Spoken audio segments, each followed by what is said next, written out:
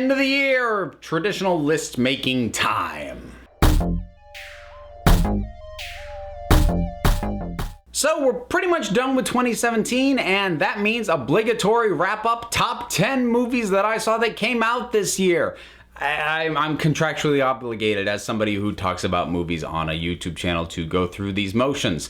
So I saw, I think it was 28 movies altogether that came out this year. So I was pretty busy keeping up with stuff, and some of the movies that are on this list are not movies I did individual reviews for, either because they weren't movies that I thought my audience had an inherent interest in, or in some cases I saw them, far enough after they had been in theaters that I felt like it wasn't topical anymore. Now, before I get into the list, I also want to say, if you want to, stick around towards the end. I do have kind of a bit of an announcement for something that's coming up in the not so distant future, so stick around for that if you're at all interested or curious, or did I pique your interest, your curiosity, or do you not care? In any case, why don't we get started?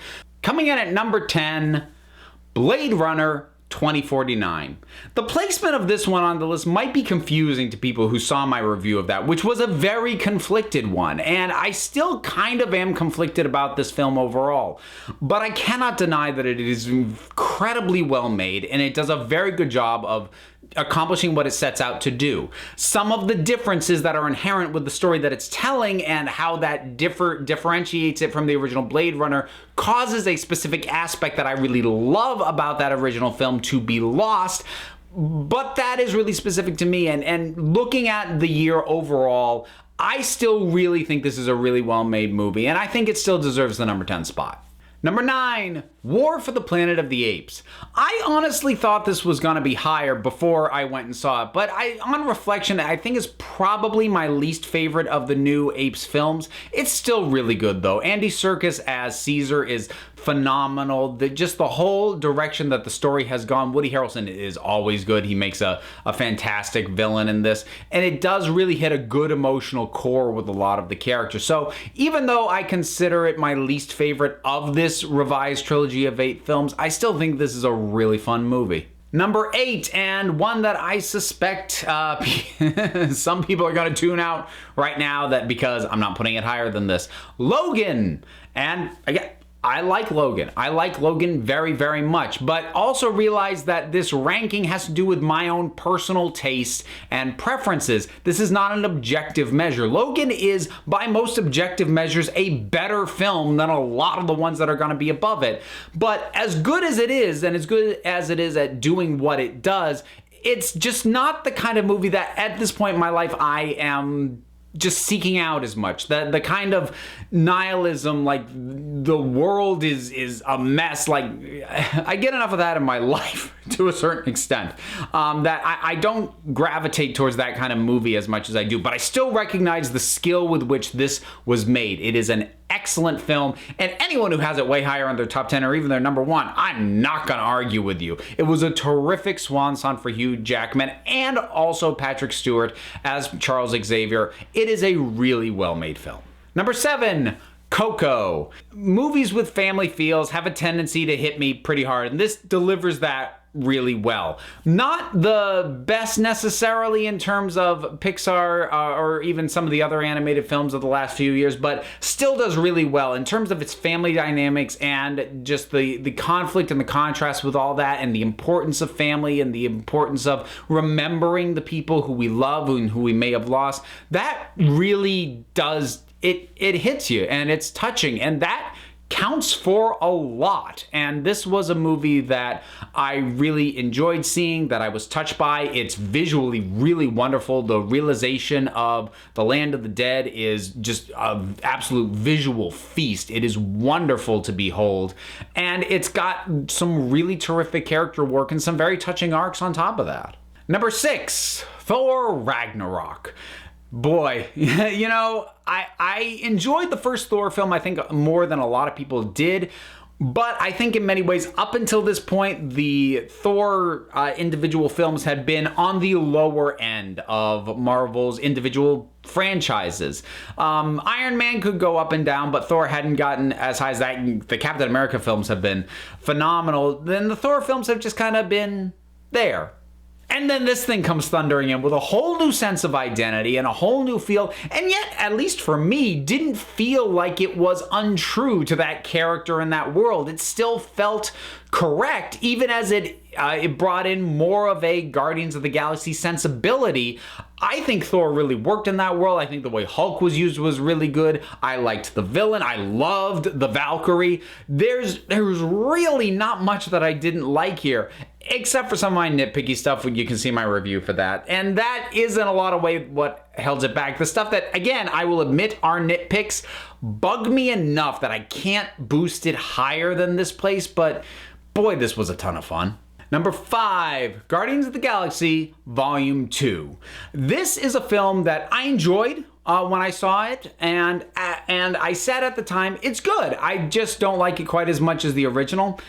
I don't know if that's still the case now. They're really neck and neck, and I have a hard time making that call because this is a movie that I've seen several times more since it came out, and the more I see it, the more I like it. It is a shift. It is less plot-driven, and it is more emotional-driven. It is about the emotional damage and depths and journeys of these characters in a way that the more I saw it and the more I kind of drilled into it, went, that's some really smart, insightful stuff. And I sort of became more forgiving of just the fact that it had not the same sort of caper romp kind of feel to it, that it felt a little bit different and it didn't feel as new, but it really is a wonderful emotional dive into these characters who we've already gotten to know and love in the first film. So I liked it when I first saw it, and I've liked it even more when I've seen it since, so that's what puts it as high as it is. And like I said, at this point, I'm not sure I could tell you whether I like original Guardians or this better. They're both great.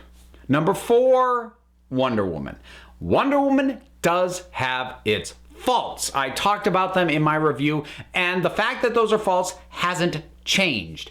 However, the things that I love about this movie, I love so much that they do actually help bring it up, because it's a weird thing with me sometimes. Sometimes it's easier for me to forgive a sizable misstep that I understand why it happened, as opposed to a nitpicky misstep that I'm like, I don't understand why that even happened.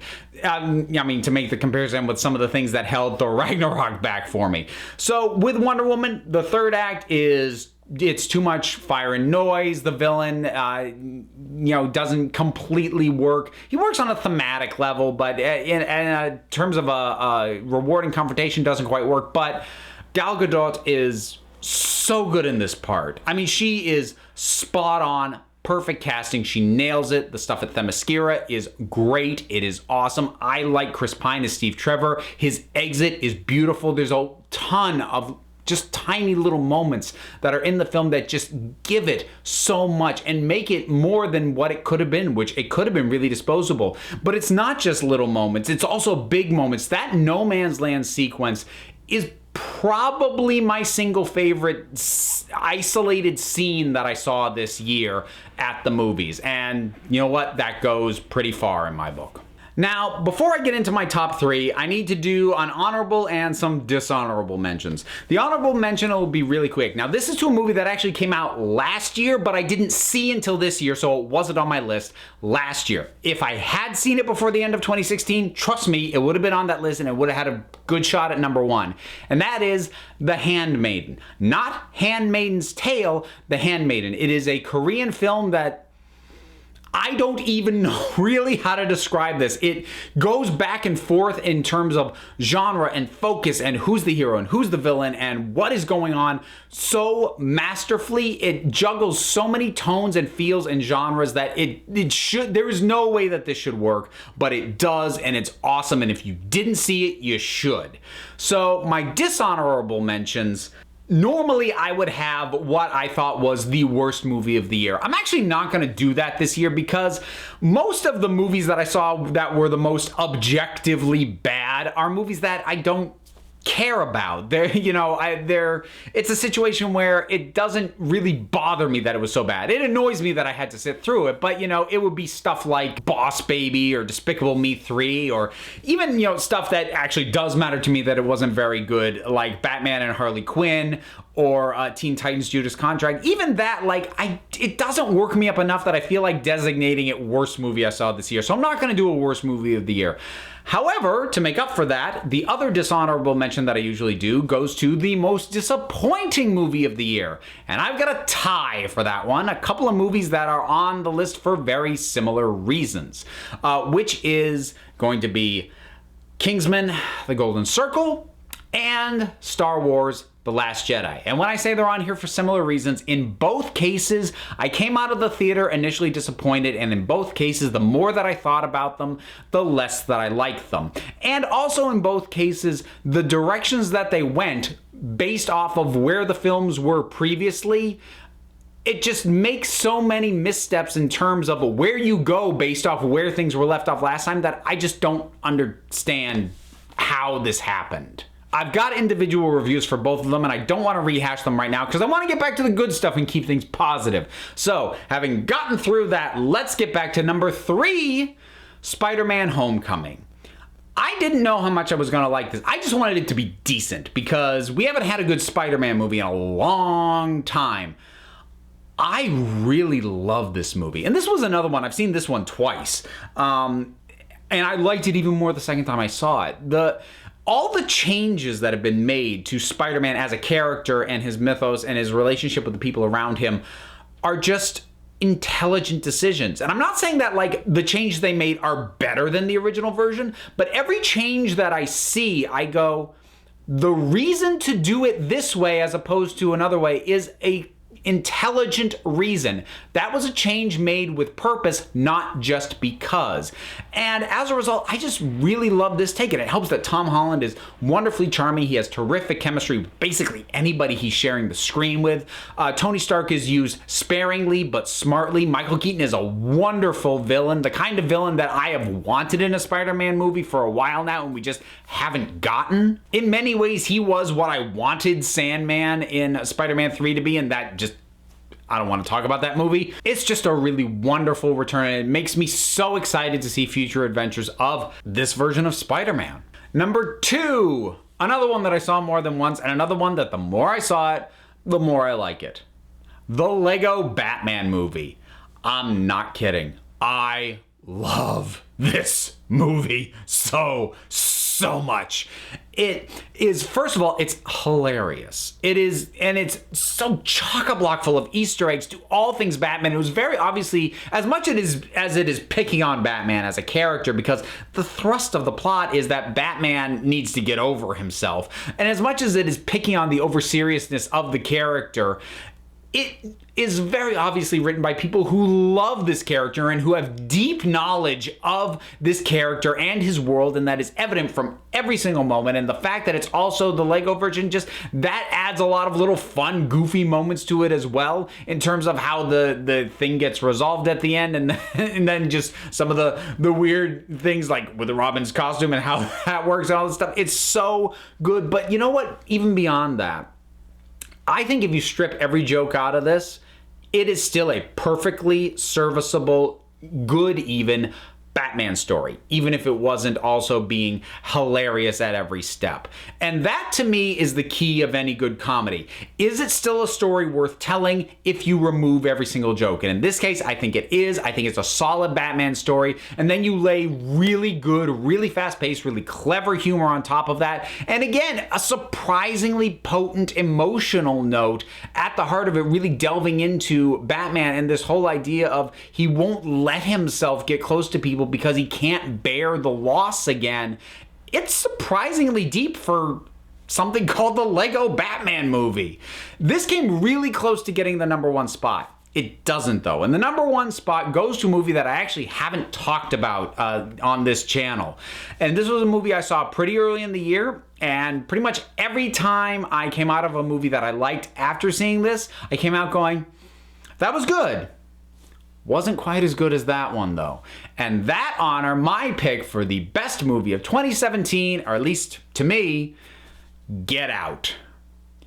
The seamlessness with which Jordan Peele goes from biting satirical comedy to allegorical horror is so masterful, to be to the point of it's almost shocking to think he ever did anything other than horror. His ability to not only present a situation and circumstances that are horrifying in and of themselves, but to give it context and depth and symbolism and meaning that just, this is another one I've seen multiple times. The more times I see it, the more I'm like, oh my God, he like went through this thing with a fine-tooth comb. Everything means something, and it is so smartly written, so well done. It is a masterful examination of race relations. I mean, that is what the thing is about, but it is done really, really smartly. And it's not bashing any particular, it tackles racism, but not in a low-hanging fruit way. Because generally, if you're going to try and tackle a big issue in horror, you tend to go for the low-hanging fruit. The more typical horror movie would have had the race aspect be like, he goes to meet his girlfriend's parents and they've got like a friggin' Confederate flag up, or he finds a Klan's mask in the closet. No, it goes simpler, it goes subtler, it goes more insidious, and it rings all the truer because of it. Get Out is a fantastic horror movie, completely on its own merits, but then as an allegorical commentary on the state of society and race relations, it is a friggin' masterpiece. So those are my picks for the 10 best movies of 2017. Now, I said I had something coming up at the end. So 2017 has been kind of a bonkers year for me. I started this year with 1,200 subscribers, and I am going to be, I don't even know where I'm going to land by the time this thing is over. I'm recording this a little bit in advance so that I can kind of relax as we get into the holiday stretch. But I'm going to be around 9,000 by the time the year is over. That is insane. I more than septupled my subscriber base in 1 year. And for how long I've been doing this, that's nuts that things ramped up that quickly and are continuing to. So I've got a couple of milestones coming up as a result of that. I'm coming very close to 500th video and 10,000 subscribers. Don't know which of those two I'll hit first, but I want to kind of mark the occasion. And I thought the fun way to do that would be to do a Q&A. So I'm taking your questions, whether it's about the channel, about me, about whatever, whatever you want to ask me, you can drop it here in the comments. You can send it to me in an email, councilofgeeks@gmail.com. You can hit me up on Twitter @councilofgeeks. However you want to send your question in, do it, and I might answer it. I make no promises as to how many of these I'll answer. It depends on how many I get, what they are, and I'll deal with that when the time comes. But to mark 10,000 subscribers and or 500 videos, whatever happens first, gonna do a Q&A, so send me the questions, I'll answer them, because I do want to mark the occasion. I do want to celebrate, because this has been, in terms of this channel and the growth of it, has been amazing. And I'm really grateful and thankful, and I hope everybody has a really fantastic 2018. So until next time, this council is adjourned.